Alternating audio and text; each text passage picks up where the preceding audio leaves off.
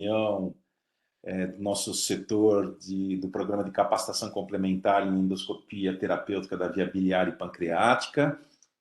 Hoje é terça-feira, 8 de novembro de 2022, e a doutora Jennifer vai falar sobre os recentes avanços, né, no diagnóstico e na avaliação das lesões císticas pancreáticas. E depois a gente vai ter também um caso clínico. Por favor, Jennifer, fica bem à vontade, pode apresentar o trabalho científico. Bom dia a todos. Então, esse é um artigo de revisão. Eu achei interessante que ele traz uma abordagem um pouco diferente. Obviamente, fala muito do que a gente já conhece, o que é legal até para a gente que é mais novo aprender e ver. E ele traz também algumas informações diferentes, alguns avanços legais que eu acho que seria interessante para todo mundo. Deixa eu ver se eu passo aqui. É. Então, aqui nesse grupo, né, todo mundo já sabe que tem um aumento recente grande na incidência das lesões císticas pancreáticas, né? Isso vem do avanço das técnicas de imagens e do aumento da idade da população em geral. A prevalência atualmente é em torno de 4 a 14% da população geral e aí vem crescendo. Então, por isso é importante a gente caracterizar e estratificar o risco desses cistos para orientar o manejo adequado. Não, por exemplo, manejar um cisto seroso como um IPNM com algum sinal de malignização, né? São condutas totalmente diferentes. E as diretrizes atuais, elas têm, infelizmente, apesar de muito boas, já ajudar a gente a guiar muito sobre como manejar esses pacientes, ainda tem técnicas de diagnóstico longe do ideal. Tem uma detecção de câncer precoce pequena e, ao mesmo tempo, outras trazem um tratamento cirúrgico excessivo. E a ressecção cirúrgica ela deve ser extremamente seletiva nesses grupos de pacientes, porque ela apresenta uma alta taxa de morbidade, em torno de 20 a 40%, e uma taxa de mortalidade em torno de 2%. Já que aqui a gente está falando sobre cirurgias de pâncreas. A gente vê aqui uma falta de padronização nas principais diretrizes. A American College of Gastroenterology e a europeia, ela vai incluir todos os cistos pancreáticos. A American College of Radiology, ela concentra só nos incidentais. A de Fukuoka, ela vai se concentrar principalmente nos IPNMs. E a American Gastroenterological Association, ela vai incluir todos os cistos, exceto os IPNMs de ducto principal. Então, quando você encontra um cisto, você está investigando, às vezes é difícil de você definir qual vai ser a,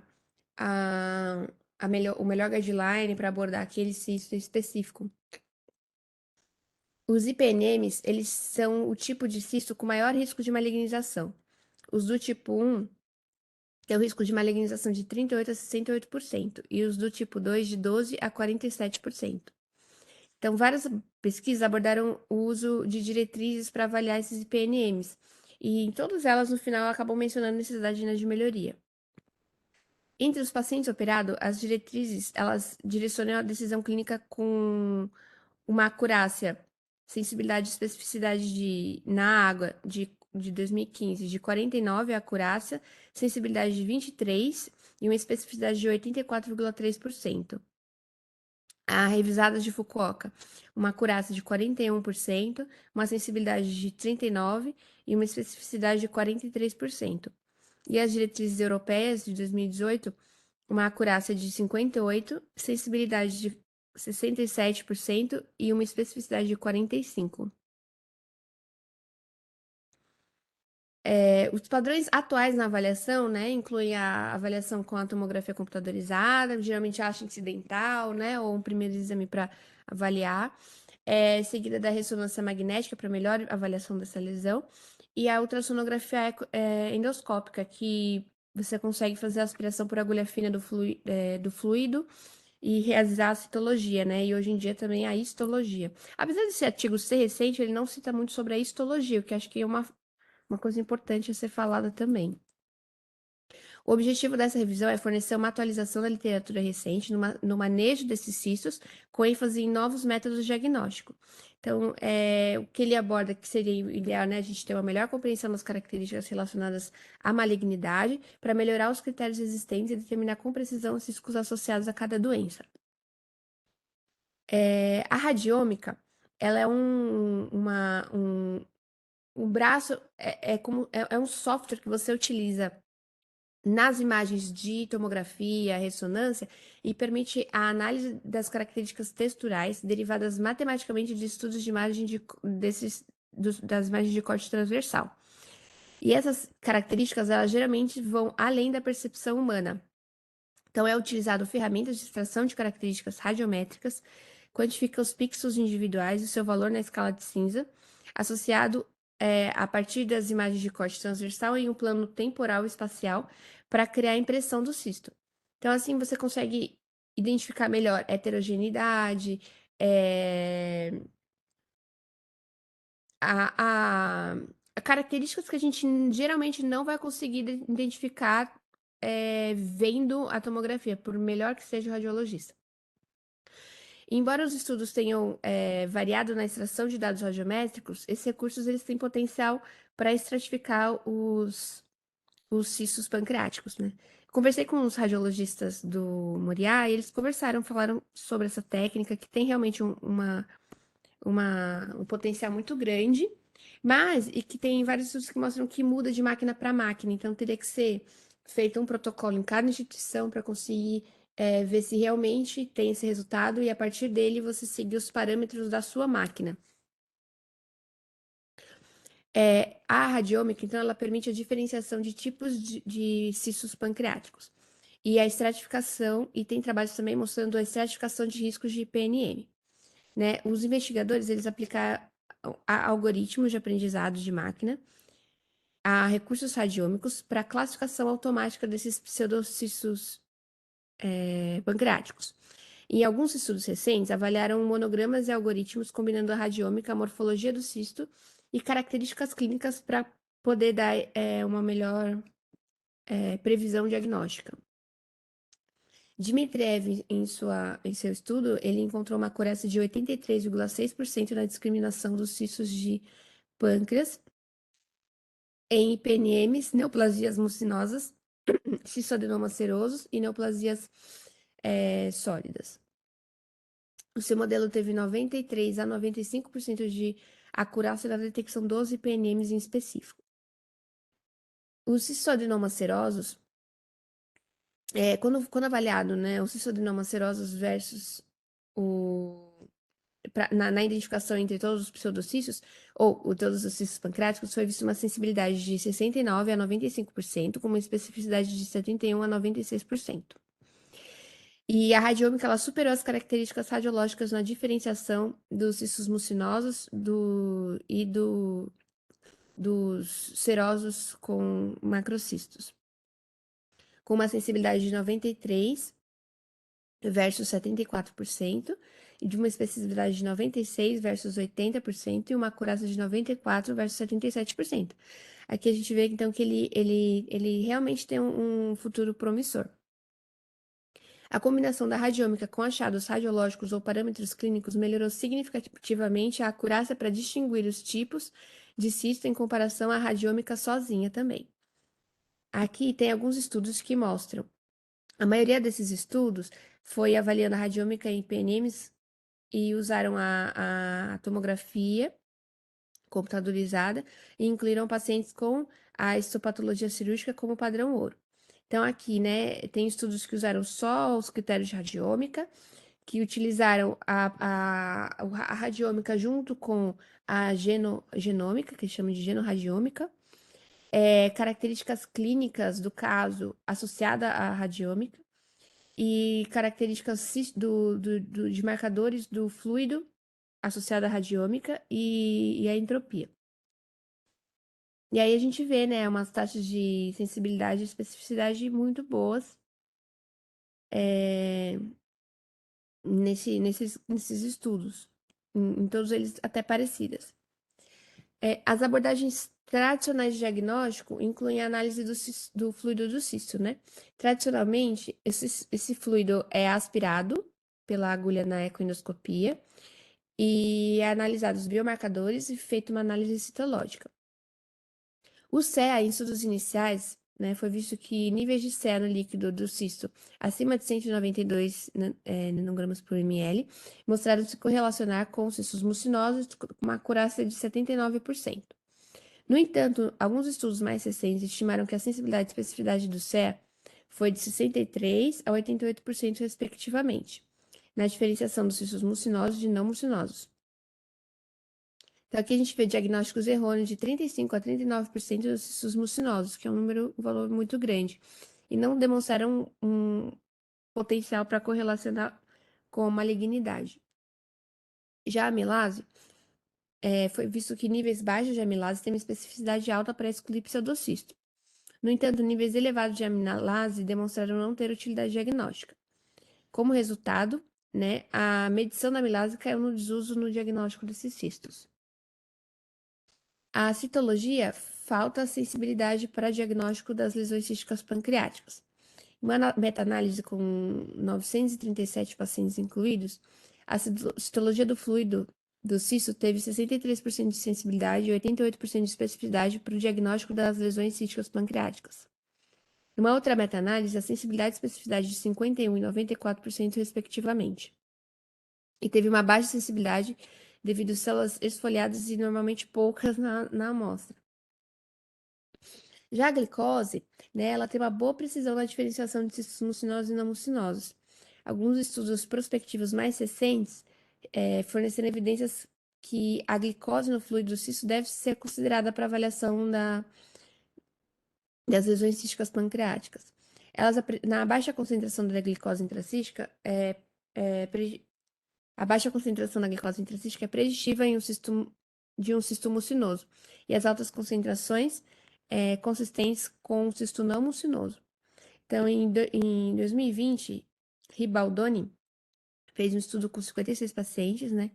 E ele observou que a glicose menor que 50 miligramas por decilitro no líquido do cisto, na análise do líquido do cisto, teve uma sensibilidade melhor do que o CEA, maior que 192 para o diagnóstico de cistos mucinosos, 93 versus 54%. E a glicose maior que 50%, miligramas por decilitro, desculpa, teve uma sensibilidade melhor que o CEA, menor que 5 nanogramas por ml, que são os critérios que a gente utiliza, por diagnóstico de cistos não mucinosos, de 96 versus 72%.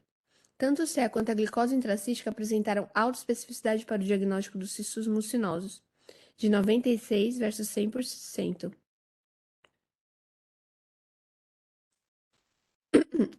Essa meta-análise, incluindo 7 estudos com N de 15 e 66, viu que a glicose intracística menor que 50 teve uma sensibilidade de 90 e especificidade de 85% para diferenciar cistos mucinosos de não mucinosos. E nessa outra meta-análise do ano passado, com 8 estudos, com N de 609 pacientes, a sensibilidade para avaliação com a glicose versus CEA foi de 91 versus 56%. E as especificidades agrupadas foram de 86 versus 96%, respectivamente. Então, aqui a gente viu que o CEA teve uma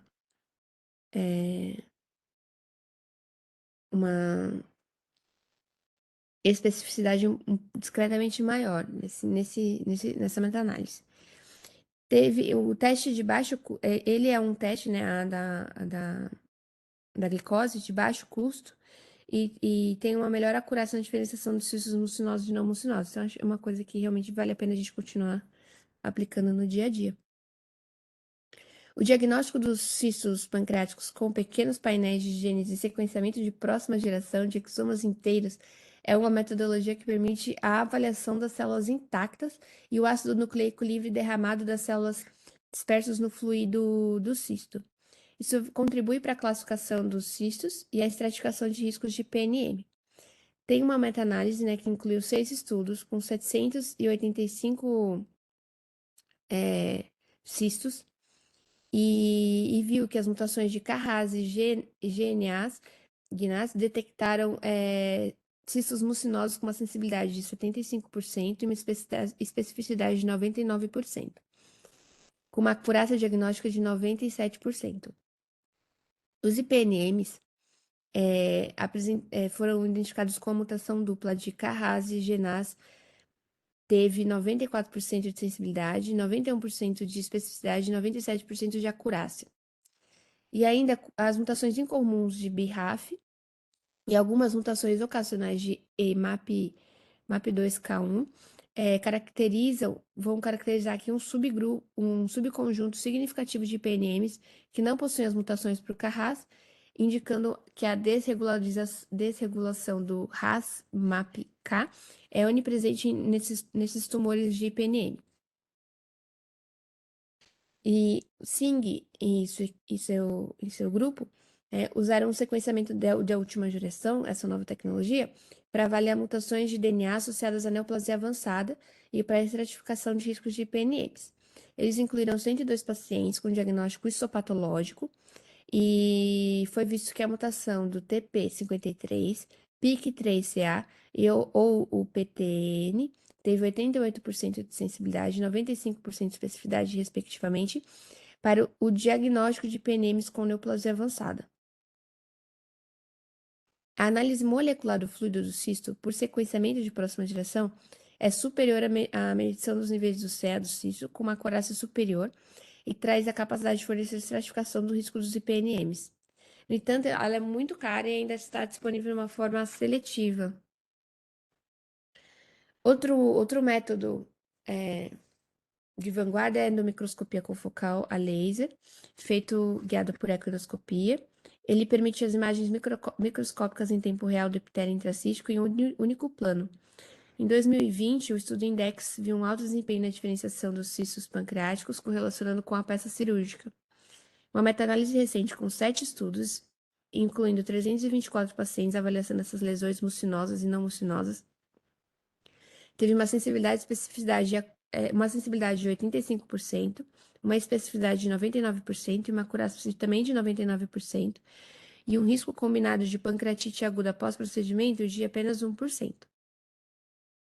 Uma outra meta-análise recente, que incluiu 10 estudos de 536 pacientes, avaliando também as lesões mucinosas e não mucinosas, viu uma sensibilidade de 82%, uma especificidade de 96% e uma acurácia menor, de 88,6%.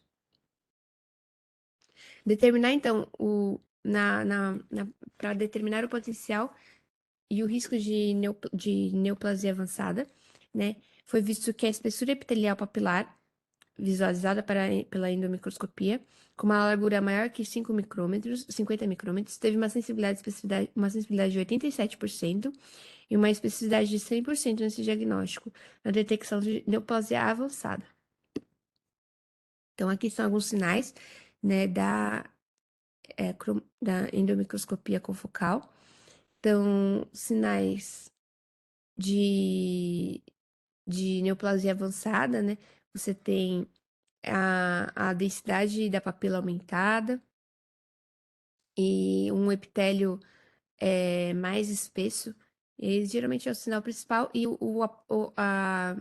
a darkness do epitélio, né? Ele fica mais enegrecido, que é algo que é um pouco difícil da gente pensar, é algo comparativo, né? Limitações da endomicroscopia confocal, você vai ter, então, diferenças na interpretação interobservador das imagens. E também é um pouco cansativo, né, determinar manualmente a espessura e a escuridão do epitélio papilar. É um pouco difícil, pois a área que você está avaliando a cada momento é muito pequena. Ambas as questões elas foram abordadas com o desenvolvimento de um modelo de inteligência artificial de aprendizado de máquina que identificou neoplasia avançada em PNMs com uma sensibilidade de 83% e uma especificidade de 88%, que é bem acima das diretrizes de Fukuoka ou da sociedade americana. Apesar das crescentes evidências com a tecnologia confocal como uma técnica diagnóstica viável, falta a sua incorporação ainda nos serviços de saúde. Tem os desafios do custo dos equipamentos, treinamento ideal em aquisição e interpretação das imagens e prevenção de eventos adversos maiores do que o processo com a ecoendoscopia guiada, padrão. Outro método são as biópsias ecoguiadas, né? Com a passagem de microforceps Murray, através de uma agulha ecoguiada de calibre de 19 Gauss para coletar amostras de tecidos dos cistos, das margens dos cistos.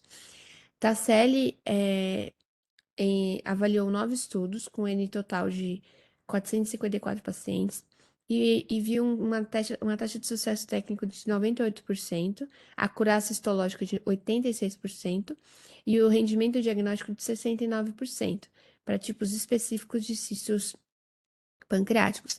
Teve uma sensibilidade e uma especificidade para o diagnóstico de lesões císticas mucinosas de 88% e 94%, respectivamente.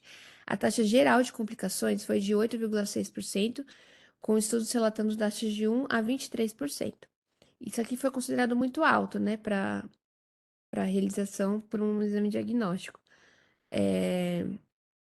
57% dessas complicações foi sangramento autolimitado, a maioria intracístico, 24% pancreatite leve, 6,1% infecções, 14,3% de dor abdominal. Uma outra meta-análise que incluiu as peças cirúrgicas como diagnóstico de referência, a sensibilidade e especificidade agrupada para o diagnóstico de lesões mucinosas foi de 86%, e especificidade de 95%. A sensibilidade e especificidade combinadas foi de 78% e 99%, respectivamente, para o diagnóstico de um cisto de alto risco, que seriam IPNMs ou mucinosos com neoplasia avançada, tumores de Franz e neuroendócrinos císticos. Embora essa técnica de biópsia ecoguiada represente uma excelente técnica para aquisição de tecido diagnóstico preciso dos cistos, ela apresenta um alto custo e altas taxas de eventos adversos, incluindo pancreatite aguda e sangramento intracístico.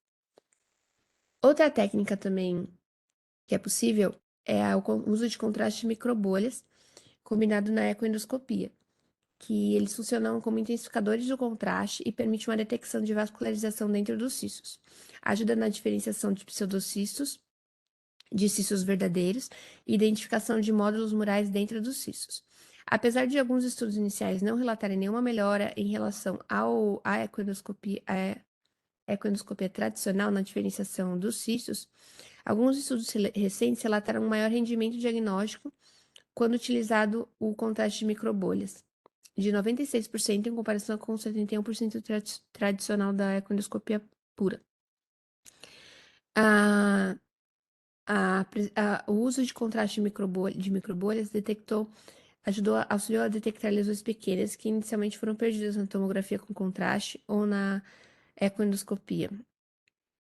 E a literatura recente sobre essa técnica relatou maior precisão no diagnóstico das lesões císticas em comparação com a tomografia, ressonância e a ecoendoscopia tradicional.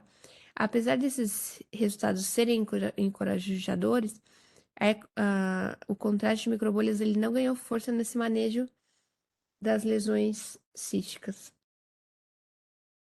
E pensando nas direções futuras no diagnóstico e estratificação dessas lesões císticas pancreáticas, né? Para as lesões císticas de baixo risco, quando a ecoendoscopia com punção é indicada, a análise da glicose, do CEA e histologia do fluido, elas podem nos ajudar a orientar o manejo.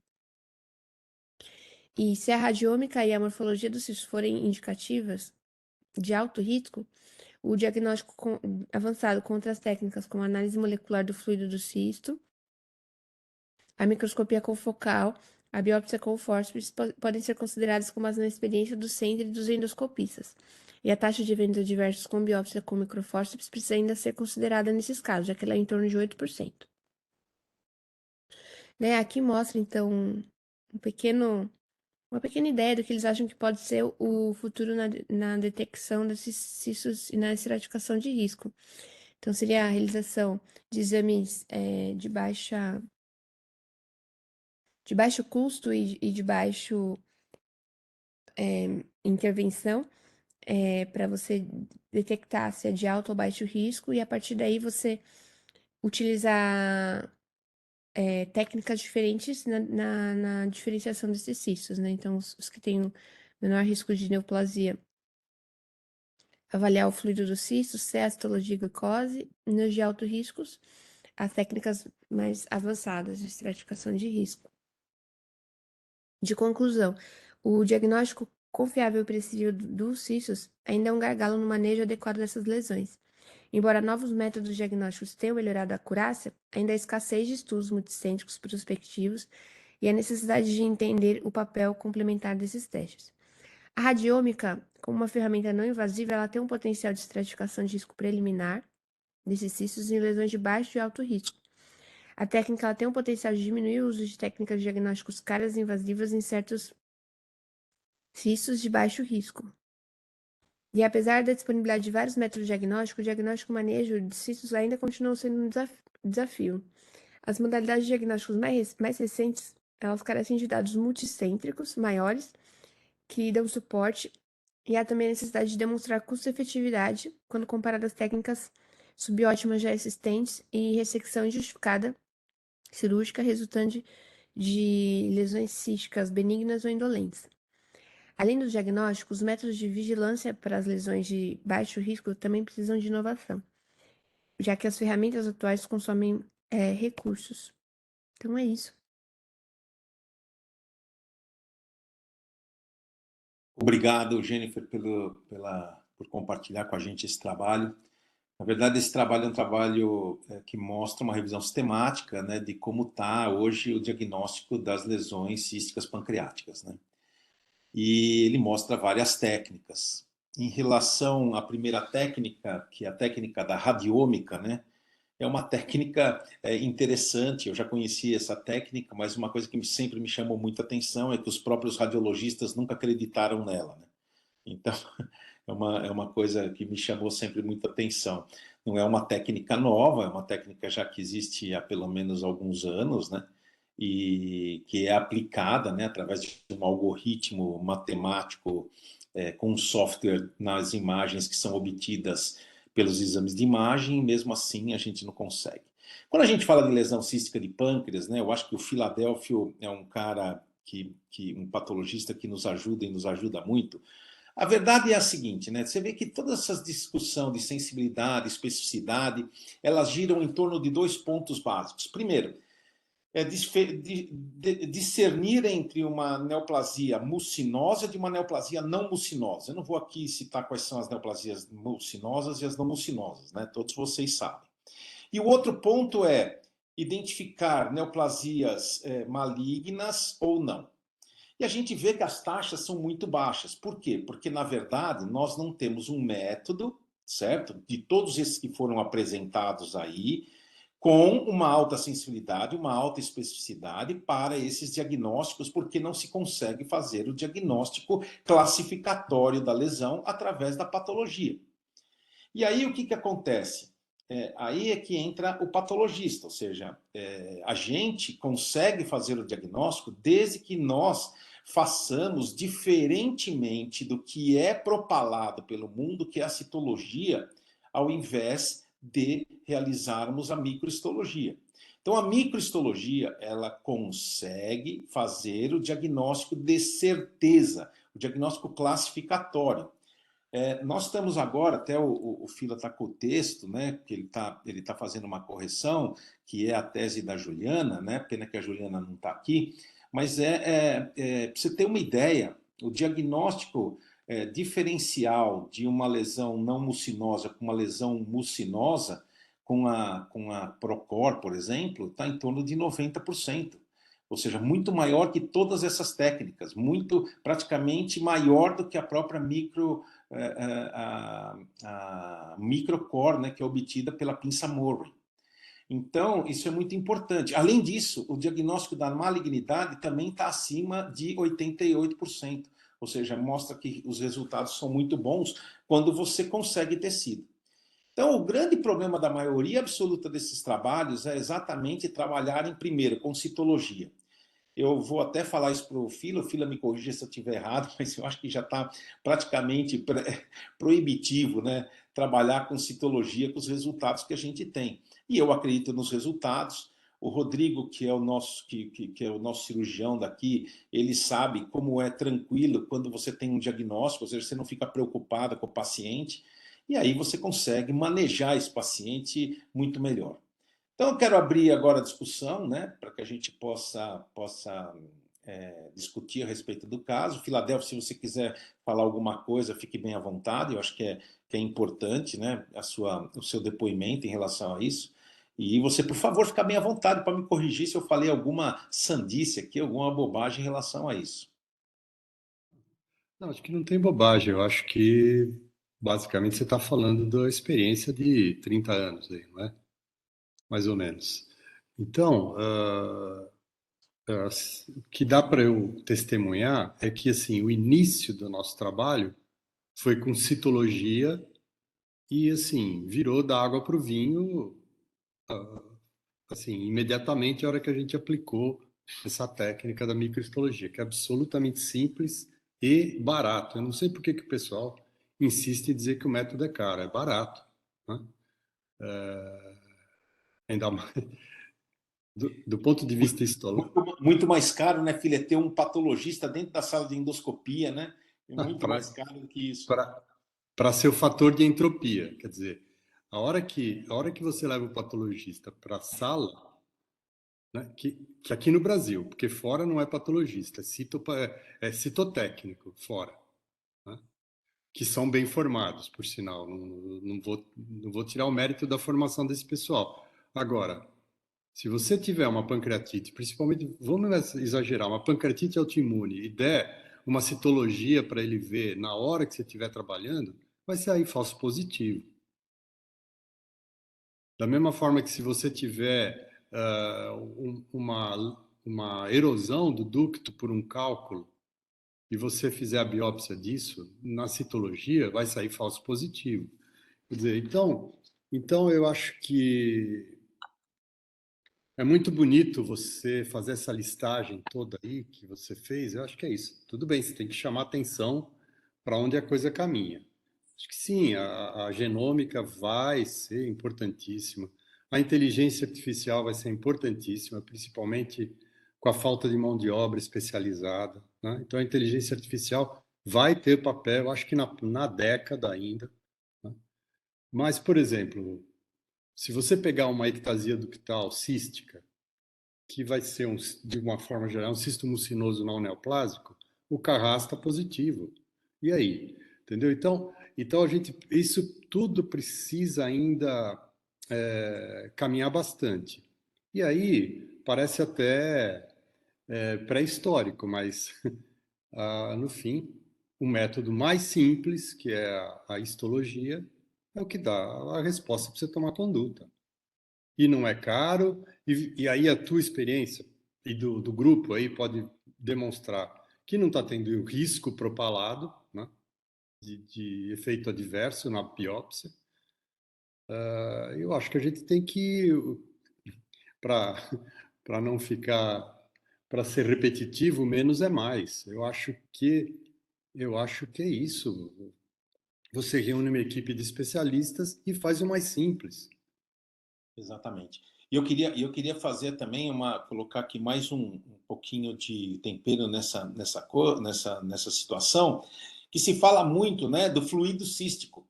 Olha, dos últimos 100 casos, né, dos últimos 104 casos, que é a tese que o Fila está até corrigindo a parte da patologia, nós conseguimos obter fluido cístico de 23% deles. Ou seja, não são todos os cistos que você consegue grande quantidade de volume. Então, se você não tiver, por exemplo, mais do que 1,5 ml, você não consegue fazer o diagnóstico através do fluido cístico. Então, o que você precisa, infelizmente ou felizmente, você precisa tirar fragmentos da parede. Eu percebi isso há muito tempo, já venho falando isso para o Fila, e através da parede que a gente consegue fazer esse diagnóstico. Então, isso é uma coisa importante e que vale a pena também a gente fazer essa discussão. Então, Resumindo, o mais importante é a gente conseguir o diagnóstico histológico da lesão. Um diagnóstico de certeza que nos traz tranquilidade em dizer, ó, isso aqui é um IPMN. E além do mais, né, Fila, a gente consegue até, com o material que a gente consegue através da agulha, principalmente, você me disse se eu estou errado ou não, principalmente com as novas agulhas para aquisição tecidual, a gente consegue identificar o tipo de epitélio dos IPMNs. E isso ajuda bastante, Claro. bastante no manejo desses doentes. Então, isso é uma coisa que realmente a gente está tentando publicar, mostrar, mas não é fácil, porque a comunidade científica ela é fechada em relação a esse tipo de procedimento. E Eu gostaria lenta de para abrir. Quem quiser lenta pra fazer ver. um comentário, fique à vontade. Quem falou aí? Eu falei que é lenta você falou que existe uma resistência e a mudança é muito lenta. Então, Olha, então você vê, o outro dia eu faço parte dos editores, né, da Endoscopic Ultrasound. E no outro dia eu recebi um trabalho, fiquei até feliz, um trabalho com muito poucos casos, onde não era um trabalho randomizado, é um trabalho retrospectivo, que mostrava o uso das agulhas de aquisição tecidual para lesões císticas de pâncreas. E realmente isso me chamou bastante atenção, ou seja, as pessoas já estão começando a fazer esse tipo de procedimento. Porque a genômica ela é muito cara, não vale a pena. O uso de contraste não incorpora absolutamente nada, nada mais é do que um método de imagem. Né? Se você colocar, por exemplo, a pinça Murray, você vai gastar muito dinheiro também. Então, são técnicas que realmente a gente tem que tentar fazer mesmo, na minha opinião, pelo mais fácil.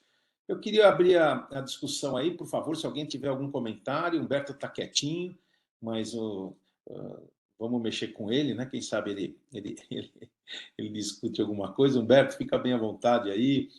Eu agora só falo quando motivado. Vamos lá. Bom dia a todos. Eu vou falar uma coisa aqui, pode ser uma besteira, ser uma brincadeira, mas que quando veio o título desse trabalho, quer dizer, eu já estava querendo perguntar a Jennifer no sábado qual era o trabalho, qual era o trabalho. Quando ela colocou ontem, eu vindo da clínica direto, querendo logo ler o trabalho. E fiquei meio decepcionado com esse trabalho. Sim, porque ele disse, aquele negócio, falou, mas não disse nada, lembra? A gente tinha uma expressão, falou e disse. Então, assim, falou, mas não disse nada. A gente está na mesma, a gente não saiu muito, porque as propostas são muito caras. Na clínica diária, dificilmente vai se conseguir fazer, mesmo nos países bem desenvolvidos, isso de forma rotineira e com os resultados semelhantes em vários serviços, eu vejo assim, que eu acho que ainda está muito. E aí a gente volta para a questão que você já falou, Celso, da biópsia, né, do material.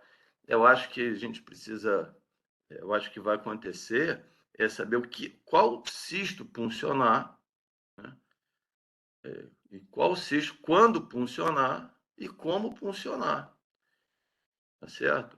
E aí eu vou fazer uma outra brincadeira, se você me permite. Claro. Eu paguei caro numa obra que eu estava fazendo aqui em casa e tinha uma coisa para solucionar e a pessoa que estava fazendo me deu uma solução muito simples, mas me cobrou muito caro.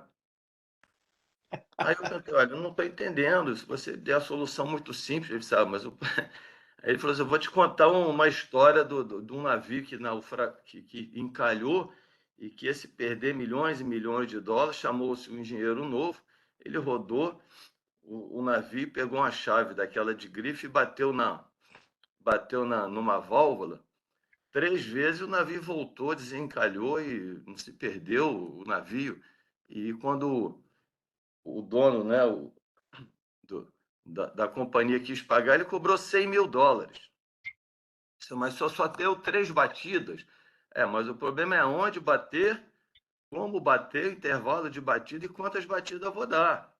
Então, acho que a gente tá, desculpa aí a brincadeira, mas a gente acho que é na questão da agulha. Qual agulha usar, qual cisto usar e como usar. Acho que esse trabalho, assim, desperta alguma curiosidade, mas acho que é só curiosidade. Na minha prática, eu não vou mudar nada, não tem como mudar.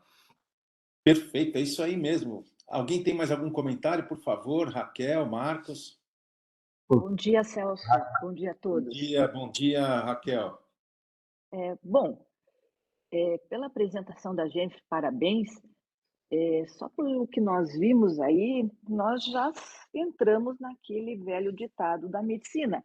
Se nós temos vários métodos para se tentar diagnosticar uma situação, é porque não temos ainda um muito bom. E é bem isso o que ocorre. Eu acho que, sem dúvida, a biópsia é o caminho final e a análise histopatológica por um patologista experiente.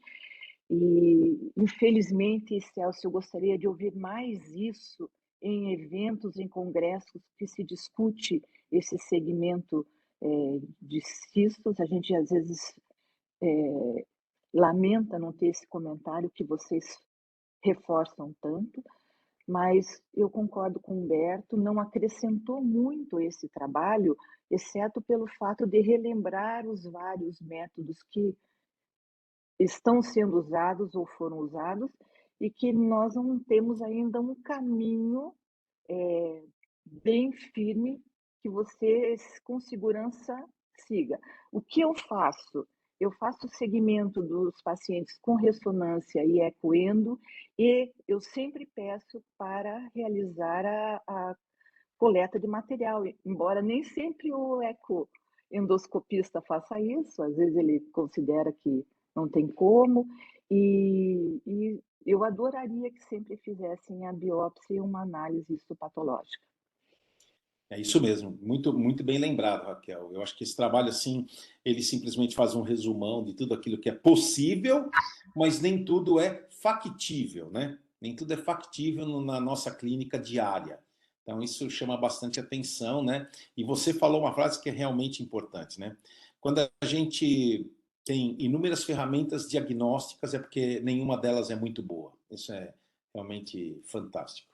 Bom Agora, dia. você também lembrou de uma coisa que é importante, né? Os congressos se fala só da citologia, né? E a refratariedade dos patologistas em relação à microhistologia e efetivamente em fornecer um diagnóstico é uma coisa que realmente chama bastante atenção mesmo. Chama muito atenção e me chama atenção já há muitos anos. Isso mesmo. Isso aí. Bom dia. Bom dia. Marcos? Bom dia a todos aí. Iniciando a minha fala, eu queria falar para o Humberto o seguinte, que um dos conceitos de ser gênio é pensar simples, resolver de maneira simples o que ninguém pensou, viu, Humberto? E isso às vezes custa muito caro mesmo, né? Às vezes a simplicidade de uma solução só os gênios conseguem, né? Bem, esse trabalho e os comentários, né, demonstram, mais uma vez, a importância da microhistologia. É por isso, Celso, que eu acho que hoje a gente faz mais punção do que há 20, 30 anos atrás. Então, hoje, cada vez mais, eu faço mais punção, né? É claro que a morfologia do cisto é uma coisa importante, né? Que vai do seu tamanho, do seu aspecto interior, de nódulos e tal, mas a microhistologia é fundamental. Então, quando eu vejo um cisto na minha frente e que a possibilidade de eventos adversos ela é pequena, o cisto está bem localizado, próximo da agulha, não tem vasos, né, na interposição, e cada vez mais a gente vem fazendo punção, né? Quantas vezes a gente achou que o cisto tinha uma pequena comunicação com o ducto e achava que era IPNN e não era, era um cisto inflamatório, né? Às vezes a gente encontra isso e isso dá um prognóstico diferente, uma vigilância diferente nesses pacientes. Então, cada vez mais a gente vem fazendo a punção. Agora, é importante ter um patologista, né? Você é uma pessoa feliz, né, que tem um craque aí do seu lado e tal, mas a gente também tem outros craques aí, né, de qualidade. O importante é escolher o patologista. Isso é fundamental. Uma coisa também que você colocou é que nem sempre a gente consegue pegar uma quantidade suficiente de fluido para o estudo bioquímico, né? Quantas vezes isso acontece, né? E você colocou aí um percentual muito significativo de não conseguir um fluido de pelo menos entre 1 e 2 ml, né? Isso também é uma coisa que chama atenção, valorizando mais ainda a microhistologia. Perfeito, muito obrigado, Marcos.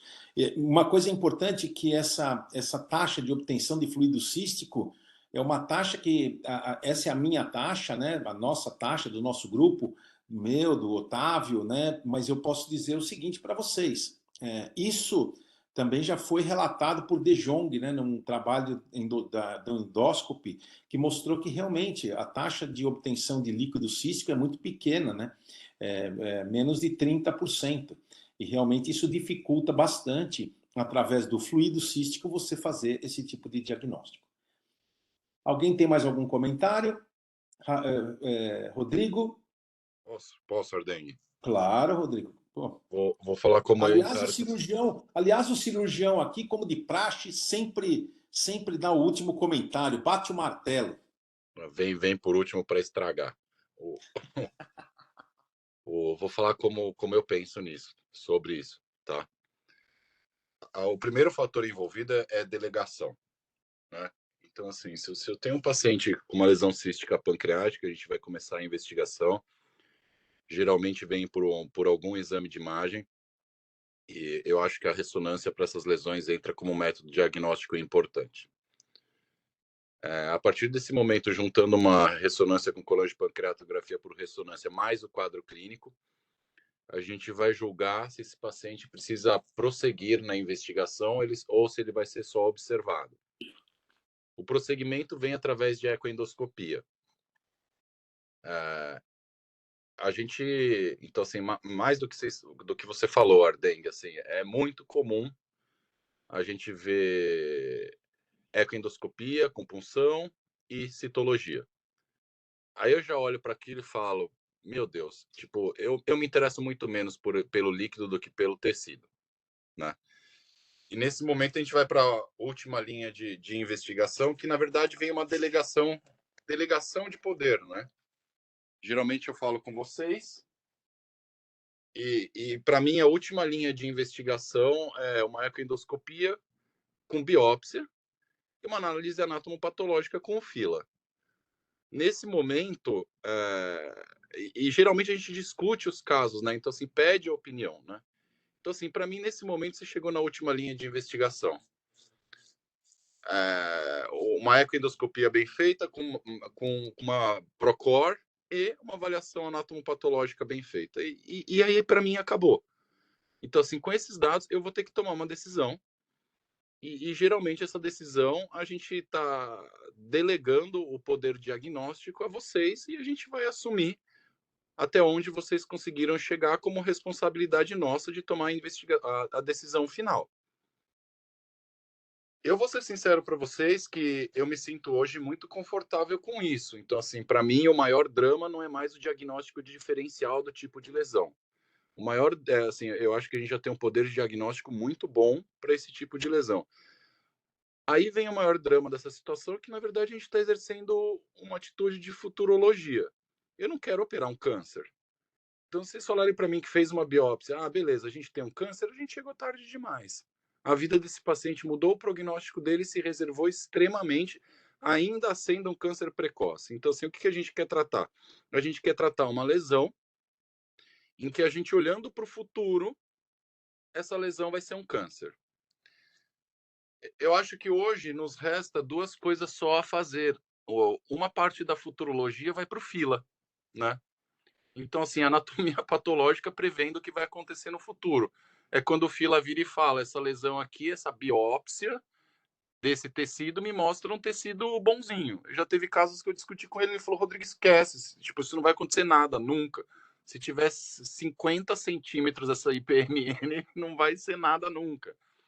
e quando às vezes você pode ver um tecido que já se mostra um tecido com potencial futuro de se tornar uma lesão mais agressiva. Então, assim, Fila, pelo amor de Deus, se eu estiver errado, você me fala, mas eu acho que parte da futurologia hoje cabe à anatomia patológica, e a outra é a observação do comportamento biológico, quer dizer, o que a Raquel acabou de falar, você vai seguindo o paciente, dependendo do tipo de lesão. Por exemplo, você tem uma lesão que realmente é um IPMN, eu já não falo nem mais sugere, é muito difícil a gente ter dúvidas, muitas dúvidas hoje. Este é um IPMN, e assim, eu juntei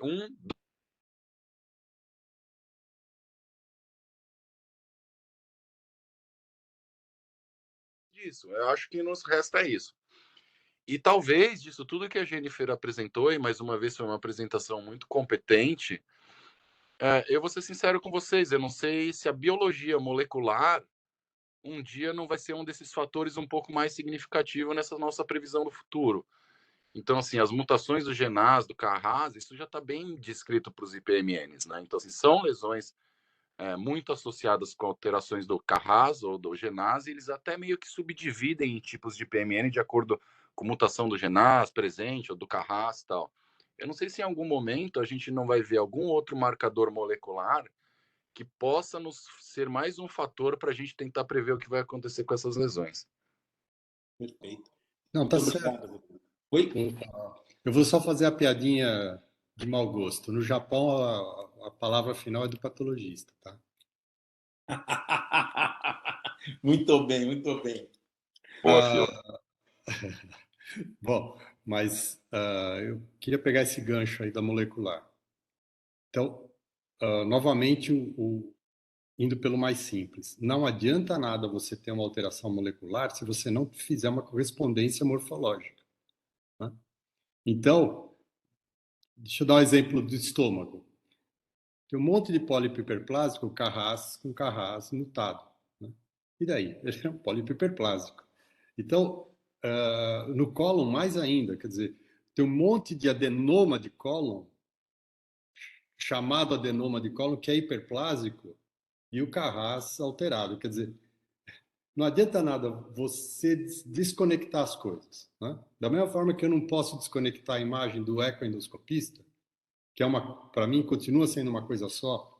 Eu preciso uma observação clara de vocês para juntar as coisas. Senão os dois vão errar.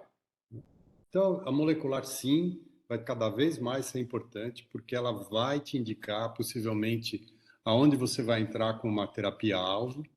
Agora, não pode desconectar da morfologia, né? E olha, eu não estou falando isso para manutenção de mercado, que infelizmente eu estou fora dessa, né? Então, mas estou falando de medicina. Não é possível desconectar. Se você jogar toda a responsabilidade para a inteligência artificial, vai errar. Se jogar toda a responsabilidade para a molecular, vai errar. A gente tem que continuar unindo as coisas. Concordo plenamente, Fila. Eu acho que é exatamente isso aí mesmo. Eu acho que, mesmo para você, né, Fila, quando a gente começou a fazer a microhistologia, eu me lembro mesmo que você sempre perguntava como era a morfologia, como era a imagem. Você sempre perguntou como é a imagem. E a gente percebe que a maioria dos patologistas não estão nem aí com a imagem, eles estão aí com a peça que eles recebem. E eles fazem o diagnóstico através da peça que eles recebem. Por isso que, por exemplo, a gente recebeu por muitos anos, eu acho que todos aqui que fazem ecoendoscopia sabem. Ah, mas você puncionou a parede do estômago. É óbvio, eu passei pelo estômago, mas se tratava de um IPMN, não da parede do estômago, né? Porque a gente só abre a agulha dentro da lesão cística. Então, como é que pode, né, a gente ter biopsiado a parede? Isso é uma coisa que todo mundo sabe, né? Já aconteceu isso aí com todo mundo, com certeza. Então, é importante saber da morfologia. Por outro lado, eu tenho uma conexão muito grande com os endoscopistas e com os ecoendoscopistas. Quer dizer, é uma área que consegue entender que nós estamos trabalhando conjuntamente. Eu tive experiências péssimas, claro, por favor, não queria generalizar, mas eu quero comparar para a gente entender do que nós estamos falando. Eu falar com um oncologista, se aquele tumor, se do ponto de vista de imagem, aquele paciente tinha um tumor. Por quê? Eu estava com uma biópsia de uma possível adenocarcinoma acinar muito bem diferenciado, com pouco material. Então, se o oncologista me diz assim, não, eu tenho um baita tumor aqui, pronto, eu estou frente a um adenocarcinoma acinar muito bem diferenciado. Resposta do oncologista, não, é você que tem que me dizer isso, não eu. Então, não é trabalho de equipe isso, né? Percebe? A gente falha em fazer A conexão. multidisciplinariedade. Parece, sabe, a gente fica repetindo isso insistentemente, porque é o caminho. A patologia em uma década vai virar um hub de conexão entre endoscopista, cirurgião, clínico, radiologista, oncologista. Eu acho que já é, né? Eu acho que já é, né, Fila? É que possivelmente os diagnósticos morfológicos vão ter um grande componente de inteligência artificial. Então vai sobrar tempo para o patologista ser médico, né? E não diagnosticista, que é o problema que vocês estão se queixando hoje. Vocês lidam com alguém que fala assim, o núcleo é roxinho, a célula é feia. Ué, não adianta, né? Não adianta. É a mesma coisa que eu receber uma biópsia de vocês dizendo assim, cisto, solicito anátomo patológico. Quer dizer, é totalmente diferente. Qual é o cisto? Qual foi a tua impressão? Não precisa acertar 100%, mas se a gente conseguir caminhar, olha, eu abri uma chave de diagnósticos diferenciais como esta, eu vou tentar encaixar. Como o cirurgião vai tentar unir todos esses papéis que ele recebe e formar uma opinião do que ele deve fazer com o paciente, né? O que a gente não pode deixar é que o Rodrigo pegue um monte de papel desconectado de uma análise conjunta. Perfeito. É isso mesmo. Alguém tem mais algum comentário? Eu queria fazer mais um comentário, sim. Fala aí, Humberto. Eu vou voltar para a aquisição de material. A gente lá em Barretos teve a oportunidade de entrar lá. Acho que nós tivemos 2 ou 3 casos com o uso da pinça de Murray, né? E tecnicamente é fácil, né? Não tem dificuldade. A utilização de uma agulha de 19 Gauss já possibilita uma aspiração de maior quantidade de líquido, se tiver, né? Embora é outra discussão da questão da análise do líquido. Agora, fica impressionante a taxa de complicações, né? De hemorragia, talvez porque a agulha passa pela lesão e a pinça arranca a lesão, né? A Jennifer está tendo a gentileza de botar aí a taxa de complicação de sangramento. Agora, eu não sei, eu não fiz uma revisão disso, de algum trabalho comparando a pinça de Murray com a biópsia, né? Com a biópsia, a pinça desculpa, a agulha cor com a pinça de Murray. Não. Trabalhos que eu acho que seria fundamental, né? Essa comparação, esse estudo aí. Eu não sei se existe, você está falando aí, Celso, que você não viu, né? Não tem. Porque é uma coisa assim direta, né? Você vai lá na lesão nodular, na parede, passa a pinça, tecnicamente é uma coisa direta, como a agulha também é, né? Agora fica realmente muito grande, 20 e poucos % de sangramento, é uma coisa muito, muito alta. Olha, o que eu posso te dizer é o seguinte, na minha experiência, né, trabalhando com o Fila, diagnóstico não fica nada a dever aos resultados que eu tenho lido na literatura com a pinça de Murray.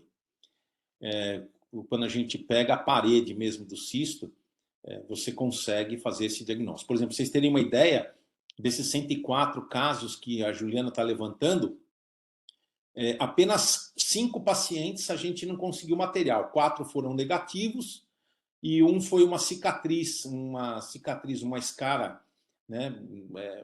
Uma área cicatricial.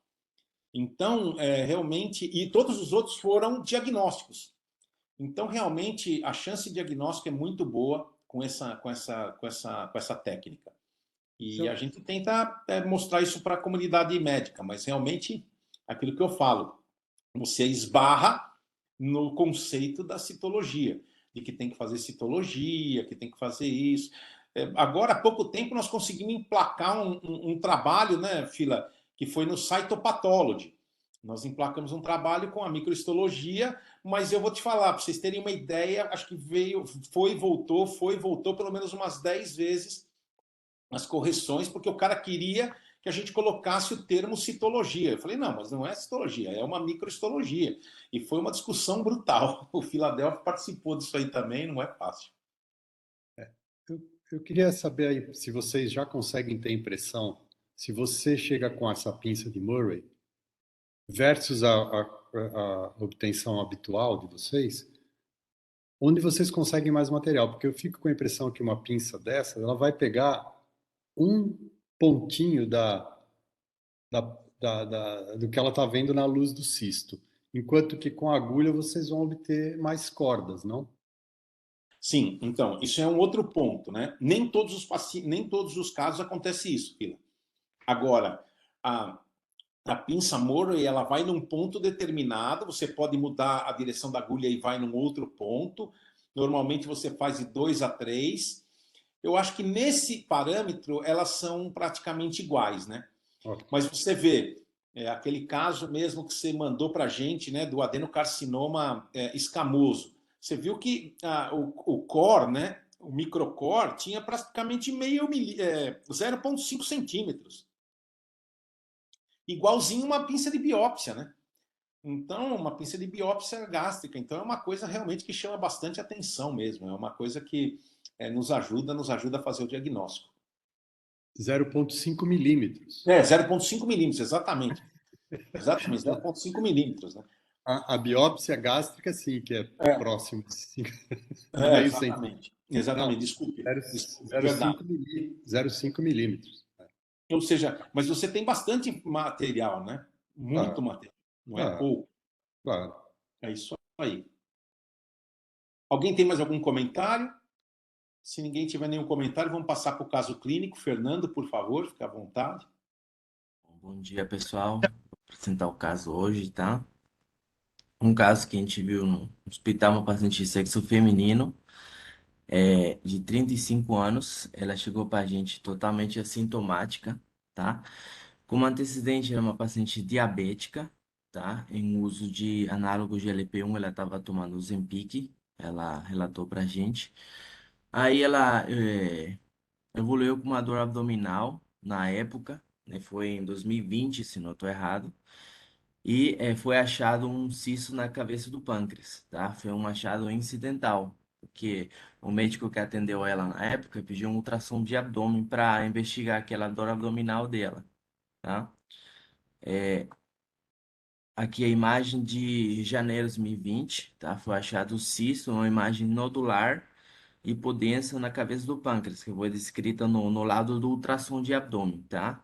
Essa imagem nodular era menos do que 1 centímetro, tá? E falava que não tinha dilatação do ducto pancreático, então não tinha relação com o ducto. Aí ela realizou uma série de exames, né? Foi fazendo acompanhamento daquele cisto. Ela fez ressonância, ultrassom, aí eu coloquei o mais relevante. Esse ultrassom aqui é o último que ela fez, tá? E aí descreve, como eu coloquei aqui na setinha, né? O cisto que estava na transição da cabeça com o corpo, já um pouco de dimensões aumentadas, tá? Quase 2 centímetros que ele estava medindo, tá? Além disso, foi achado um outro cisto, que era menor, tá? Que estava um pouco mais distal, tá? E eles descrevem que o Wilson estava com calibre normal, tá? Aqui, posteriormente, eu vou mostrar para vocês a ressonância, que é 2020, que ela fez, tá? Aqui está a imagem, uma imagem cística que mostra, tá? que fala que era uma imagem nodular que estava mais. Eles não conseguiram, tipo, definir pela imagem da ressonância se essa imagem nodular estava realmente no ducto pancreático. Eles colocaram textualmente, né? Proximidade barra comunicação com o ducto pancreático principal, tá? E eles conseguiram coincidir com as medidas do ultrassom, que era menor do que 1 centímetro, tá? E como conclusão, eles colocaram em 2020 que era uma suspeita de uma IPMN de ramo secundário, tá? Foi o que foi liberado no laudo na época.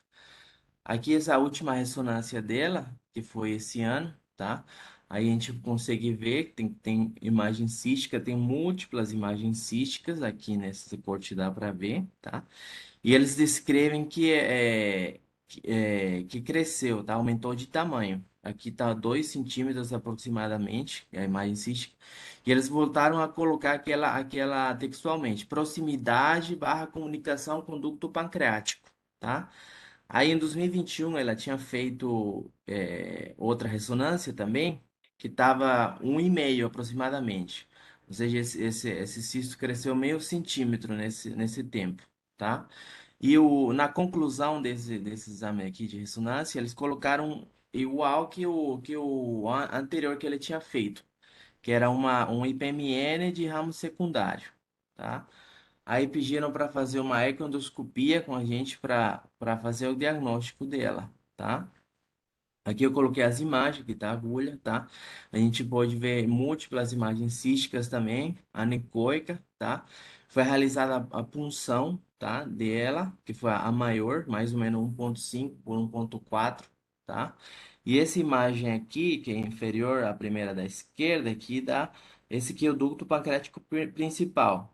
Aí que estava a questão, né, da imagem, da ressonância, que não colocou como se fosse comunicação direta, né, colocou barra comunicação, que estava próxima dela, então foi feita a punção daquela área cística. Foi mais ou menos 3 ml que a gente coletou em um líquido seroso, tá?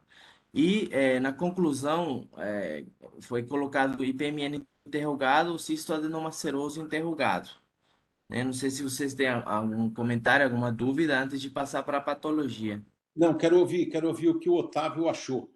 O Otávio que fez esse exame, eu acho que é importante saber a opinião do médico que fez o procedimento. Não sei se ele está ouvindo a gente. Tá. Sobre áudio, eu acho que Otávio. tá. Bom dia. Agora sim. Bom dia, Bom dia. pessoal. Primeiro eu queria falar que não é que o Humberto tá quietinho, é que ele descobriu que, como o Palmeiras foi campeão do brasileiro, descobriu que tem outra final contra nós e já tá se remoendo que vai ser vice. Essa é a verdade. Bom, a respeito desse procedimento, essa paciente, ela é uma diabética tipo 1, não sei se o Fernando falou, né? Que ela tava em uso de Ozempic para diabetes, né? E aí descobriu esse cisto de pâncreas e aí imediatamente o médico dela suspendeu o Ozempic e trocou o tratamento, né? E ela veio justamente por causa desse aumento de 1,5 para 2 centímetros, essa lesão que estava na cabeça do pâncreas, na cabeça para o istmo ali, na verdade. E eu fiz o exame, olhei as imagens dessa ressonância, acho que olhando as imagens parecia realmente um IPMN, mas que eu me deparei na hora que eu fiz o procedimento, que eu passei o ecoendoscópio, como a gente pode ver nas imagens que o Fernando mostrou aí da ecoendoscopia, isso me gerou muita dúvida em ser, na verdade, um cisto seroso. Acho que no slide anterior, Fernando, se você voltar, tinha uma imagem muito típica de um cisto seroso, né? Não, da eco. Não lembro qual. Da eco. Isso, essa aí mesmo. Só que o que me gerou dúvida foi que era nítida a comunicação com o ducto pancreático principal. Era muito nítida a comunicação. Você seguia o ducto ali no bulbo, que foi por onde eu puncionei a lesão. Se você seguia o ducto da cabeça em direção ao istmo, ele passava pelo cisto e a comunicação era maravilhosa, para falar a verdade, como tem na imagem aí. E isso eu falei, meu Deus do céu, a imagem é de um cisto seroso, mas com comunicação com o ducto, a gente sabe que pode existir, mas é raro, né? E aí, quando eu fiz a punção, para minha surpresa, veio um líquido seroso. Eu falei, isso é um cisto seroso, não é possível. É um cisto seroso. Tanto que eu até liguei para o Fila e para o Dr. Celso no momento, porque me gerou dúvida. E aí, depois, a história que o Fila vai contar aí da patologia. Pode ir. Bom, você já sabe, veio um cistoadenoma seroso, aquela imagem cística, tá? Não tem imagem da lâmina, não sei se o doutor Fila quer fazer um Ô, comentário Fila, sobre. você Só não tem imagem da lâmina dessa paciente para depois mandar para a gente? Porque eu acho que esse caso é um caso extremamente interessante. Só um Quando é comentário assim, Fila. Oi? Que eu me arrependi, depois até comentei com o Fila que eu me arrependi de não ter puncionado outra lesão do corpo, que estava na minha cara ali, facinho de puncionar, para saber se as outras lesões, o diagnóstico das outras lesões. Porque ia ser extremamente raro, por exemplo, se a outra lesão vem um IPMN e a da cabeça um cisto seroso, a gente está à frente de uma paciente que tem duas lesões de etiologias diferentes no mesmo pâncreas, né? Olha, eu lembro de a gente ter conversado bastante, etc. Agora, toda vez que tiver um caso assim, me avisa com 5 dias de antecedência, eu recupero a lâmina, né? E a gente Pode pode deixar. discutir. Isso é papel do Fernando. Foi falha do Fernando. Não, porque a memória vai cada vez pior aqui, então eu preciso rever as imagens. Pode deixar que eu aviso sim. Eu acho que esse caso é um caso interessante, né? Porque essas duas imagens do centro acima, né? As imagens que estão acima, elas são imagens que falam muito a favor de um cistoadenoma seroso, né? Onde você vê, inclusive, uma cicatriz central, né? Então, realmente, eu não tive... O Otávio me mandou essa imagem, se eu não me engano, acho que foi essa terceira imagem de cima. Eu não tive muita dúvida de dizer que era um cistoadenoma seroso. E aí ele perguntou, mas eu vejo a comunicação com o ducto. Lembrar que até 5%, de 5 a 10% dos cistos serosos, você tem comunicação com o ducto pancreático. Agora, o líquido que você aspirou, você mandou para o CE, a CA199 amilase, Otávio, ou não? Mandei tudo por Fila, porque era muito pouco. E era muito pouco. Isso é uma coisa importante, gente. A gente sempre manda esse tipo de lesão, né? Por exemplo, quando você tem pouco, você manda exatamente para o Fila para conseguir fazer esse tipo de diagnóstico. Esse paciente, eu acho que é até importante esse paciente a gente se confrontar com o trabalho que a Jennifer apresentou, né? Porque essa paciente vinha sendo seguida como um diagnóstico de IPMN, né? Vamos esquecer que ela tem as outras lesões císticas, tá? Tô focando só mais... Vamos supor que ela só tivesse essa lesão cística de cabeça de pâncreas que eu pulsionei. Ela vinha seguindo há 2 anos, fazendo ressonância, se não me engano, de 6 em 6 meses, acompanhando o IPMN.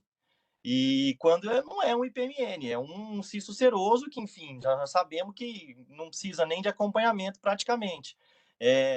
E isso também vem mostrar por que eu falo confrontar o trabalho. Eu acho que, assim, tem uma coisa que o Fila sempre fala que a gente tem que tentar levar o máximo possível ao pé da letra. Sem diagnóstico, a gente não sabe o que faz, não sabe o que está seguindo e não sabe, ao pé da letra, não sabe o que está fazendo. Se a gente não tiver o diagnóstico do que a gente está seguindo, acho que talvez toda a discussão de tecnologia, de funciona, não funciona, de endoscopia, ressonância, enfim, vai por água abaixo se a gente não tiver a equipe multidisciplinar que o Fila estava falando agora. Acho que isso tem extrema importância. E tem que falar e deixar bem claro que tem um monte de gente escutando a gente, enfim, tem bastante residente, e assim, tem que levar ao pé da letra. Sem o diagnóstico histológico, nós não sabemos o que estamos fazendo. Esse trabalho, além de confrontar o trabalho que a Jennifer apresentou, ele está diretamente relacionado à tese da Débora, né? Que é uma tese que mostra que não adianta você, por exemplo, identificar pela ressonância, pela imagem, uma lesão que supostamente é um IPMN, e colocar nos critérios de Fukuoka.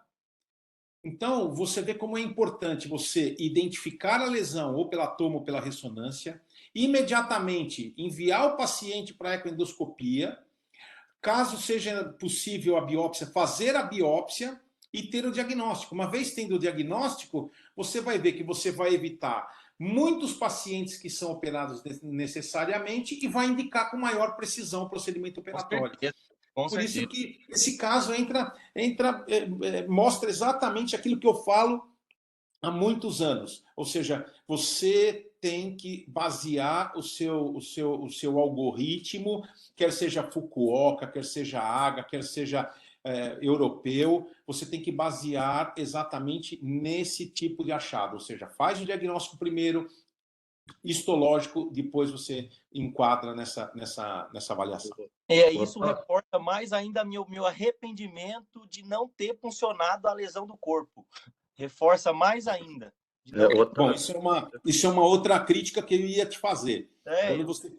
Quando você tem duas lesões, você tem que biopsiar as duas lesões. Você vai correr mais risco? Vai correr mais risco. Mas eu acho que, por exemplo, você faria o diagnóstico de certeza dos dois. Apesar de que eu, assim, nos meus mais de 30 anos de ecoendoscopia, nunca vi duas lesões diferentes, né? Um cisto seroso e um IPMN, né? Mas nós tivemos uma que eu apresentei no SBAD em Belo Horizonte em 2014 ou 2015. Eu acho que foi um caso só. Foi um só. Exato. Otávio. O mais comum é pensar mais simplesmente, né? Otávio. Tudo bom, Otávio? Fala, Betinho. Tudo bem e você? Tá com medo já? A amizade continua. Vamos lá.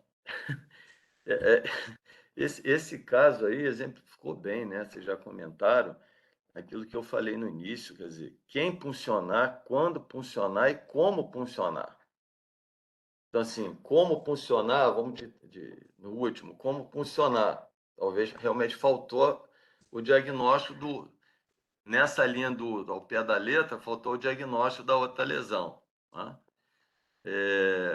Como puncionar, você puncionou com uma Procor. Né? Sim. E quando puncionar, quer dizer, essa paciente merecia uma punção antes, mas o cisto cresceu. Então, acho que esse foi o critério da indicação da eco com a punção. Né? Acho que esse é um critério importante. Que a gente, nessa questão de cisto, tem poucas coisas estabelecidas. O que a gente deve fazer? Tem guideline fala que só depois de 3 centímetros para fazer eco e funcional americano. Tem o radiológico americano que 1,5 centímetros você já funciona. Então, a gente já discutiu isso outras vezes, é uma salada mista, né? Mas acho que a gente focar nessas 3 questões, quem funcionar, quando e como, eu acho que a gente pode ficar mais objetivo, né? Na abordagem. Agora, eu te confesso, com essa dilatação do ducto pancreático principal aí, eu pensei num IPMM misto até. Eu queria ouvir a opinião. Não, mas não tinha dilatação, não. Não tinha, não? Não tinha, não. Não tinha dilatação. Tinha comunicação. Tinha comunicação. Ah, tá bom. Nessa última aqui da esquerda, né? Isso. Era comunicação. Como não é dilatação, não. Não, tá. Então tá bom. A comunicação. Então é isso. O comentário é esse. Beleza. É aquilo que eu falei agora, que a gente tem que tentar levar o que o Fila disse ao pé da letra. Eu acho que no nosso grupo faz isso, né? É o que você disse, é uma salada. Tem gente que tem guideline que manda funcionar com 3 centímetros, tem guideline com 1,5. Eu acho assim, a opinião da gente é o seguinte: tá fácil, tá tranquilo, não vai aumentar o risco para o doente? Funciona independente do tamanho. Exatamente. Esse é um ponto importante que você tem lembrado, e o tamanho hoje não é mais um parâmetro para a gente realizar a punção. Acho que isso tem que ficar bem claro. É isso mesmo. Beleza, gente. Alguém tem mais algum comentário? Claro. Posso. Eu queria fazer 2 perguntas. Se alguém sabe por que suspendeu o Ozempic, e de vocês, qual de vocês teria suspendido o Ozempic, por quê, e se poderia voltar agora? Suspendeu o Ozempic por causa das lesões císticas. E não sei se pode voltar porque o endoscopista comeu bola e não funcionou a outra lesão. Qual a indicação de suspender? Então, mas eu também não sei, honestamente, porque essa paciente era diabética, ela é diabética tipo 1 É, Isso, ela e de tornou longa data. diabética tipo 1 aos 34 anos. A Exato. então foi agora, ela está com 36 hoje. Eu não sei qual é Olha que que coisa curiosa, gente. Não está na bula, tá? Então, lesão cística pancreática não é contraindicação de utilização de análogo do GLP-1. Mas que engraçado, né? No fundo, ninguém confia, né? É, Tem alguma coisa errada. Ninguém confia, né? o, o médico, o gastro dela, que suspendeu e fez ela trocar de endócrino. E aí Então, ela assim, trocou de endócrino e aí o Ozempic foi suspenso. tá bom. Depois você me passa em off quem é esse gastro. Eu queria até falar com ele. Então, assim, Não vou te análogo... falar, porque você já trabalhou com ele. não, exatamente é isso aí. Eu acho que o Ozempic hoje causa um pouco de frisson, né, na comunidade médica. Apesar de a gente ter poucos trabalhos que confirmam, né, mas existe uma coisa um tanto quanto temerária em relação ao uso desse tipo de medicação para esse tipo de paciente. Eu, por exemplo, vou ser bem sincero, essa paciente tem uma história já de diabetes antes das lesões císticas, né? Então ela tomava o Ozempic. Não acredito que tenha algo a ver entre o Ozempic e essa lesão, entendeu? Ou seja, ter o aparecimento dessa lesão. Pelo menos é óbvio, não conheço o caso a fundo. Mas eu Celso, não sei se eu teria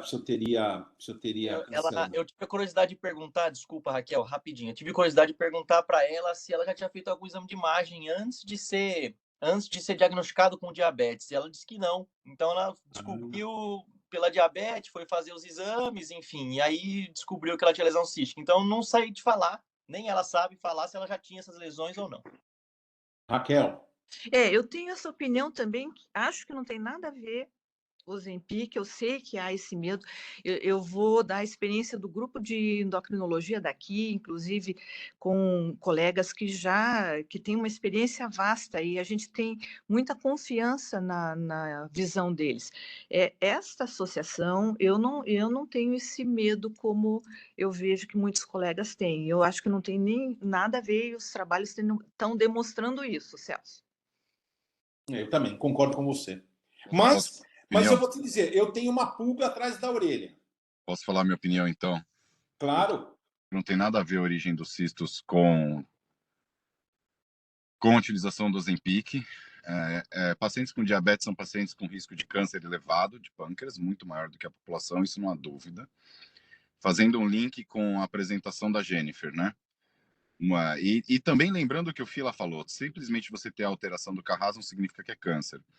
Mas a gente já sabe que os IPMNs especificamente é muito comum a mutação do Carras e a gente já sabe que a reatividade tecidual naquele tecido que já tem mutação do Carras com a utilização do Ozempic, com os análogos do GLP-1, é brutal a alteração tecidual, evoluindo para pelo menos displasia.